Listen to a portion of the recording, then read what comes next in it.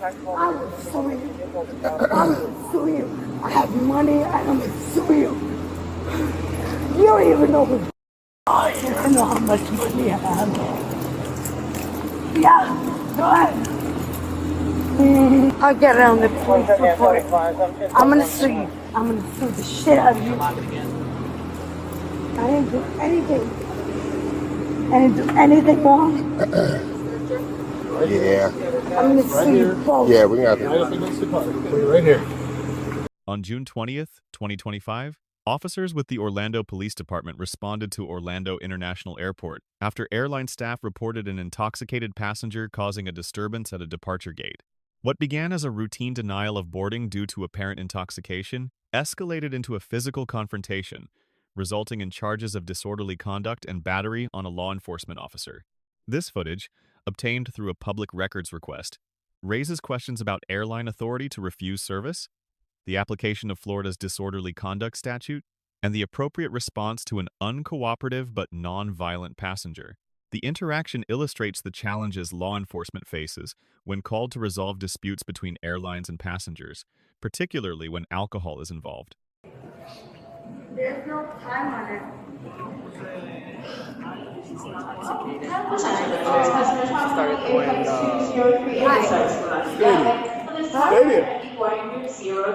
Go ahead. Telephone, the speak where we make announcements, and then now she ran to the door. I was trying to go on my flight. You totally too drunk, and they're not going to let you fly. Are you guys going to rebook her or what? Already rebooked her. But Okay, they gave so me me a flight. Let them talk. Yeah. Tomorrow at noon? Okay, come on, let's go back up They front. didn't give me a good one. That's the only flight we have available. No, give me my. That's not what you want. You have it in your hand. You're ready? Just throw it You away. threw it away. No, because it said invalid. That's your Can you give me reservation. another one, please? I'll give you another one, Pat. For the boarding pass? Yeah. Yeah. Can you give me another one? Because He's it getting said it. He's getting it. invalid. He's getting it. He's getting it. You I think don't know that's- why they come here and get you drunk think like that's this and her think they bad- can I'm fly. not You think that's Girl, I can smell it from here. No, I drank. Yes, you did. I did drink. But I was just going to work. Yeah. Well, you should have waited till you got there and get towed up. It's too easy. I can smell it from here. And they don't want you on the plane with it. So that's why. Okay. Well, we're going to go back down this way. Okay. Trouble. These motherfuckers just should have let me sleep on the plane. It don't work that way. It works. It works that way. It works that way. Do you not give wine? Do you not give wine and liquor on the Here you plane? go. Do you not give wine and liquor on the plane? Here we go. And when the mother gets drunk on the plane, do you not kick them off the plane? What? You don't open up the plane and kick them out? What? Oh, let me coach. Oh, let me look, you didn't get drunk. Oh, let me kick them off the plane. Hey. What's your language, please?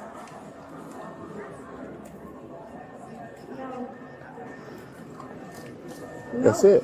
No, what? What do you mean no? That's for tomorrow. No, it says not valid for travel. And it says passenger interior. No, This is the new one. No, it's not. What time is your flight for tomorrow? It says not valid. 12:10. 12:10. Economy. 12:10. This is not valid for travel. Hey, I need it. No. My son is graduating, you know. hey, come here. I can read.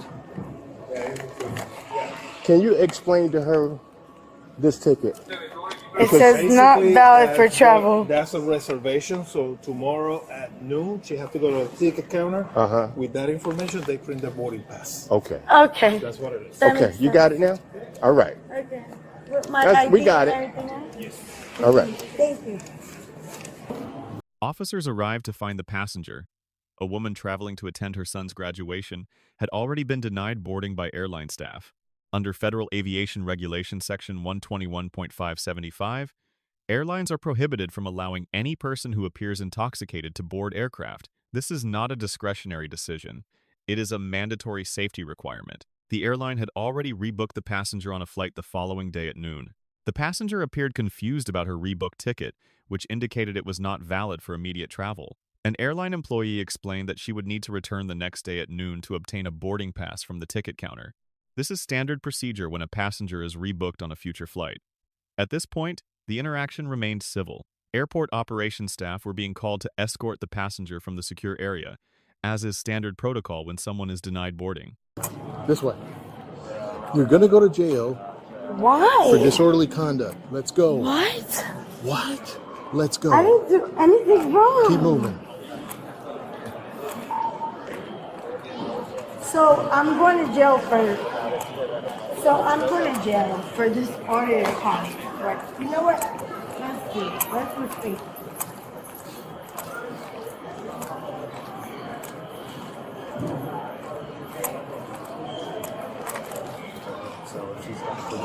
Okay.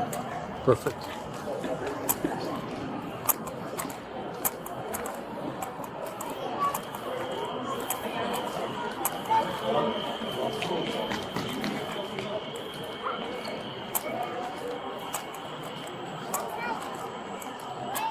Keep moving. Keep moving. I didn't do anything wrong. Okay. Can you repeat traffic? Well, here's the deal. We got the I didn't airport. do anything wrong. Listen to me, man. We got the airport operations coming out, and they're going to ask you to leave. All right. If you So fail I'm to leaving, leave, but I'm not going to All right. jail. all right. I don't want to take you to jail. So, I'm not going to jail. all right, let's go. I didn't do anything wrong.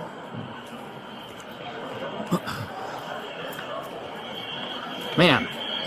No, you guys are idiots. Okay.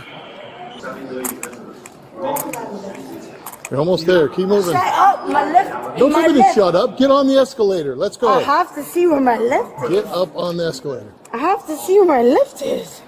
Up and to the right. How are you shut the up, you go. stupid ass?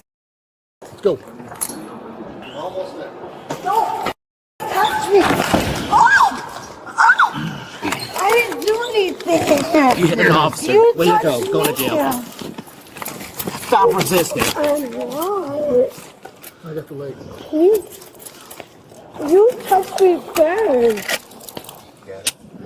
Are you really? Can I get my glasses? I can't see anything. Get him. Can I get my glasses? Can I get You my don't hit an glasses? officer. Can I get my glasses? I can't see anything. Oh, you really, guys? Yep, really. Can I get my glasses? For giving you Stop. Stop. Can you not do that? Roll to your side, and we're going to help you up, okay? Can you not do that? That was not Roll nice. to your right side. You hit me first. You hit me first. Bring your knees up. You hit me first. Come on. Come on. Bring your knees up. You hit me first. There we go. You got it. You hit Come me on. first. You have the cam on, right? Get your shoe. You have the cam on, right? Yep. You got one more. You got one more. First. At least it's not Polk County. Can you put this? Can you put this?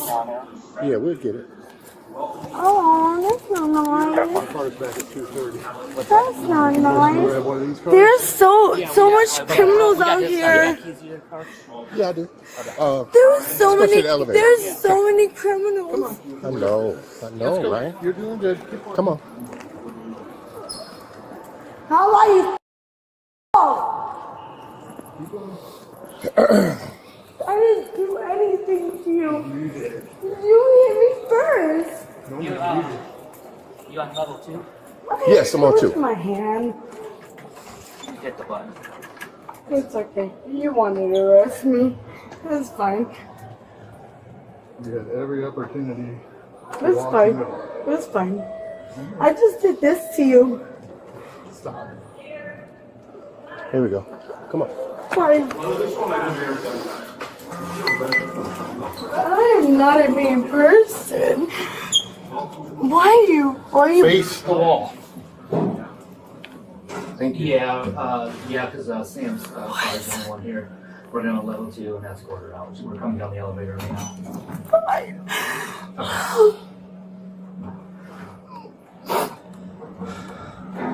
It hurts. Stop. It hurts. Yeah. It Stop hurts. moving. Stop moving. When we get there, we'll Quit trying to adjust it. Stop moving. Stop moving. Why are you bending my hand? I'm not bending your hand. Yes, Stop you moving. are. Stop moving. Quiet. Quit trying to scratch us. You have the camera? Over here. Why are you bending it? I am not even resisting anything. What's wrong with you? Why are you so? Do you hate women? Do you hate women? Do you guys hate women? I didn't even do anything wrong. Ow, I just want to put my hands down. We're going to change it in just a minute. Oh. Let me put my hands down. What is wrong with you? I didn't do anything wrong to you. You know what? I'll let you bend my hand. Go ahead, bend it. Break it. Go ahead, break it. Break it. Break it. So I can sue you. Because I didn't do anything wrong. I will sue you. I will sue you. I have money. I'm going to sue you. You don't even know who. 10-20. Right? Right? Right? Oh, you don't know how much money I have. Yeah, go ahead. What's your name? Leave the report. What's your name? Keep moving. We're almost there.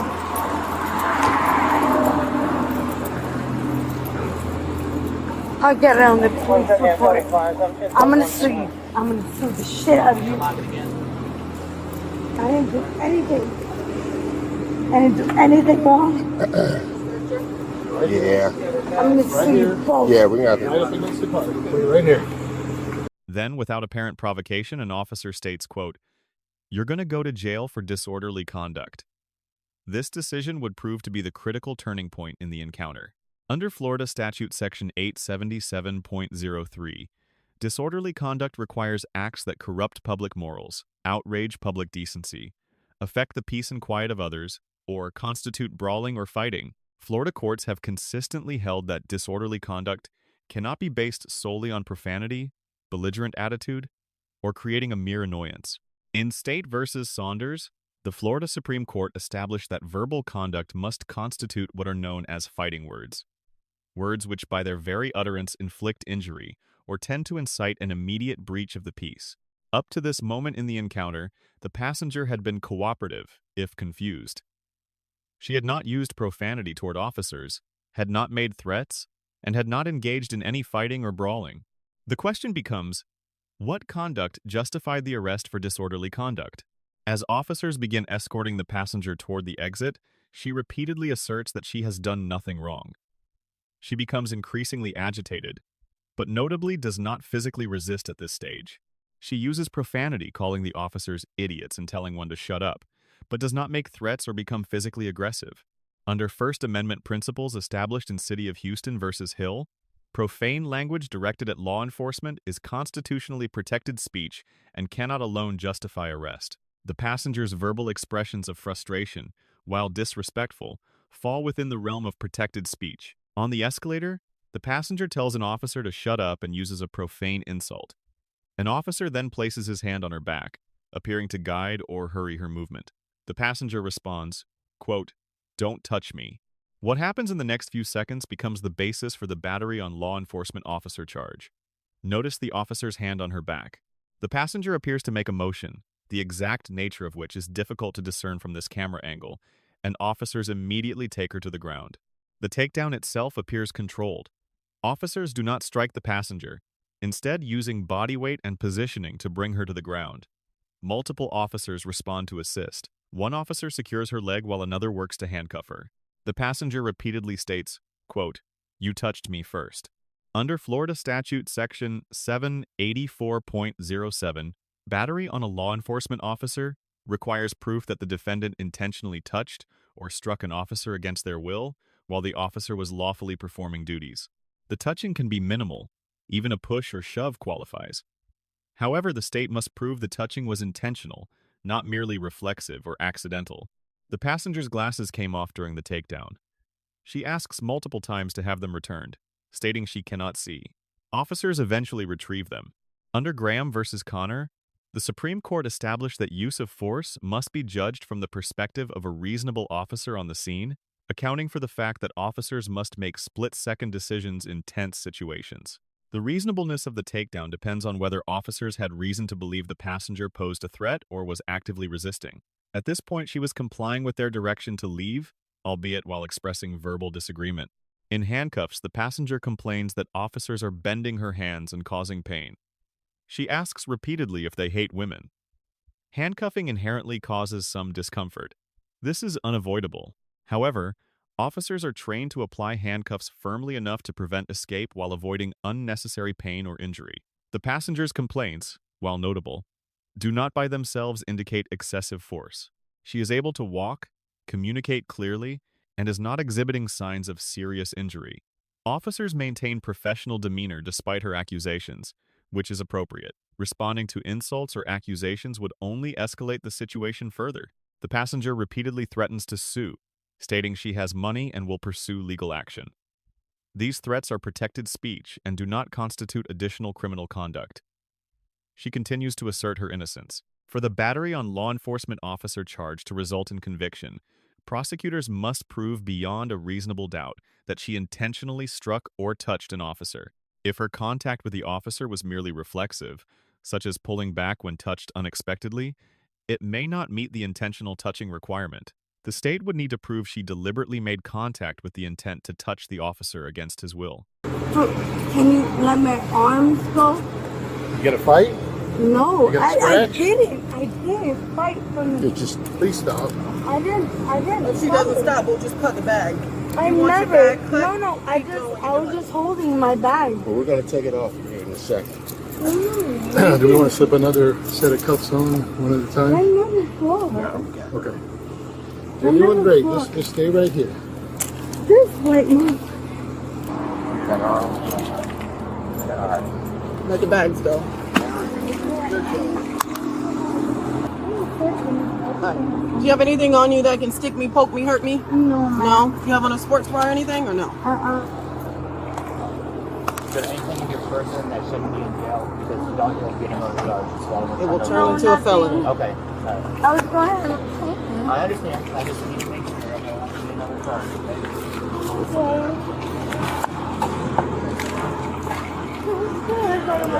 Okay. I need to turn around just a little bit right here. No, no drugs or anything, right? No. We're putting her in. We're good? Go ahead and get her. Have a seat. Gotta put your legs up. Go in there. I know. Okay. Can you? Go ahead. I'm gonna put your seatbelt on. I was going for my son's graduation. What's wrong with you guys? And this hurts. And it's not gonna be comfortable, but you gotta make it work for now. That's kind of loose. Whatever.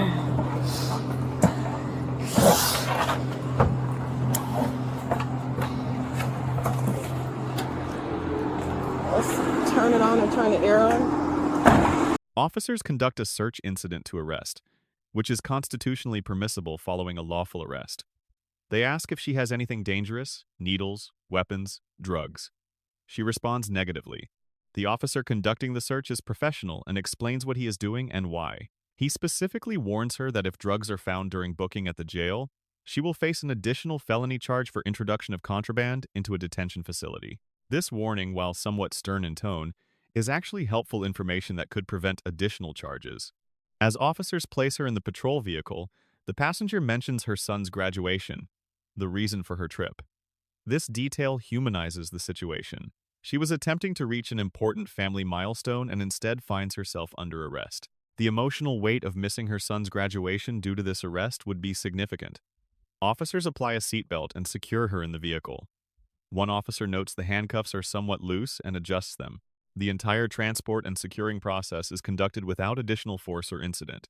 The passenger was charged with 2 offenses. First, disorderly conduct under Florida Statute Section 877.03, a second-degree misdemeanor carrying up to 60 days in jail and a $500 fine. Second, battery on a law enforcement officer under Florida Statute Section 784.07, a third-degree felony carrying up to 5 years in prison and a $5,000 fine. The disparity in these charges is significant. What began as denial of boarding due to intoxication resulted in a potential felony conviction with years of imprisonment at stake. At the time of this analysis, the outcome of these charges remains unknown. Extensive searches of court records, news databases, and public records did not reveal the case disposition. This could indicate several possibilities. The case may still be pending, charges may have been dismissed, or the passenger may have been offered a pretrial diversion program. Based on similar cases at Orlando International Airport, first-time offenders arrested for alcohol-related disturbances often receive pretrial diversion agreements requiring anger management classes, community service, and fees, with charges dismissed upon successful completion. However, without access to the actual court records, we cannot confirm what occurred in this specific case. Let's analyze the legal foundation for these charges. For disorderly conduct, Florida law requires acts that corrupt public morals, outrage public decency, or affect the peace and quiet of others. Courts have held that mere profanity or belligerent attitude is insufficient. At the ticket counter, the passenger was confused but cooperative. On the escalator, she used profanity. But the Supreme Court has held that profane criticism of police is constitutionally protected speech. The question becomes, at what point did her conduct cross the line from protected speech into criminal disorderly conduct? Based on the footage, that line appears never to have been crossed until after officers announced their intent to arrest her for disorderly conduct. This creates a circular problem. The disorder occurred largely in response to being told she was being arrested for disorder. For the battery charge, the state must prove she intentionally touched the officer against his will. The bodycam footage shows the officer placed his hand on her back. Her response, pulling away or making some contact, may have been reflexive rather than intentional. Florida law recognizes a distinction between deliberate battery and involuntary or reflexive contact. A strong defense argument would be that any contact she made was not an intentional battery but rather an instinctive reaction to being touched from behind while on a moving escalator. Additionally, if the underlying arrest for disorderly conduct lacked probable cause, then the officer was not lawfully performing his duties, which would negate an element of the battery charge. This is a complex legal question that would likely be contested at trial. This case illustrates a common scenario at airports: the intersection of federal aviation safety regulations, state criminal law, and law enforcement discretion. Airlines have not only the right but the legal obligation to deny boarding to intoxicated passengers. This is a safety imperative, not a customer service decision. However, when law enforcement becomes involved in enforcing that denial, officers must still comply with constitutional standards for arrest. An arrest requires probable cause that a crime has been committed. Verbal disagreement, confusion, or even profanity directed at officers does not constitute disorderly conduct under Florida law. The decision to arrest in this case appears premature. A better approach would have been to allow airport operations to escort the passenger from the secure area without criminal charges. She had been rebooked on a flight the next day. She had a place to go and a reason to return. Arrest was not necessary to resolve the situation and, in fact, made the situation significantly worse for everyone involved. The Orlando Police Department officers receive a grade of B. They responded to a call for service involving an intoxicated passenger at an airport, a situation that has become increasingly common and challenging for law enforcement. Once the decision to arrest was made, the officers handled the physical aspects of the arrest professionally. The takedown was controlled, force was proportional, and the passenger was not struck or injured. Officers maintained composure despite being insulted and threatened with lawsuits. The search and transport procedures were conducted appropriately. However, the decision to arrest for disorderly conduct appears legally questionable. Up until the moment officers announced the arrest, The passenger had been verbally uncooperative but was physically complying with direction to leave the airport. Officers should be trained to distinguish between behavior that is merely annoying or disrespectful and behavior that actually violates criminal statutes. Additionally, the statement about going to jail for disorderly conduct, made without explaining what specific conduct warranted arrest, escalated rather than de-escalated the situation. A better approach would have been to work with airport operations to escort the passenger out without criminal charges, reserving arrest as a last resort if she refused to leave or became physically aggressive. The officers demonstrated tactical competence but questionable legal judgment in initiating this arrest. The passenger receives a grade of C-. She made a series of poor decisions that contributed significantly to this outcome. The first and most obvious mistake was becoming intoxicated before her flight. Federal law requires airlines to deny boarding to intoxicated passengers, and she had to know or should have known that drinking to excess before a flight would likely result in being denied boarding. Missing her son's graduation due to this self-inflicted problem demonstrates poor judgment and priorities. Once denied boarding and informed she was rebooked for the next day, she should have simply left the airport and returned the next morning. Instead, she became argumentative and continued to engage with staff and officers even after receiving a resolution to her problem. Her use of profanity and insults toward officers, while constitutionally protected, was unwise and contributed to the escalation. That said, she deserves credit for several things. She did not physically resist when initially being escorted. She did not attempt to flee. Once taken to the ground and handcuffed, she did not kick, spit, or continue fighting. Her resistance was purely verbal. Most importantly, the charges against her appear to have weak legal foundations. While her behavior was certainly unpleasant and inappropriate, it does not appear to meet the statutory requirements for disorderly conduct, and the battery charge may be defensible as reflexive contact rather than intentional striking. Let us know if there is an interaction or legal topic that you would like us to discuss in the comments below. Thank you for watching, and don't forget to check out our second channel, Audit the Court, for even more police interaction and courtroom content.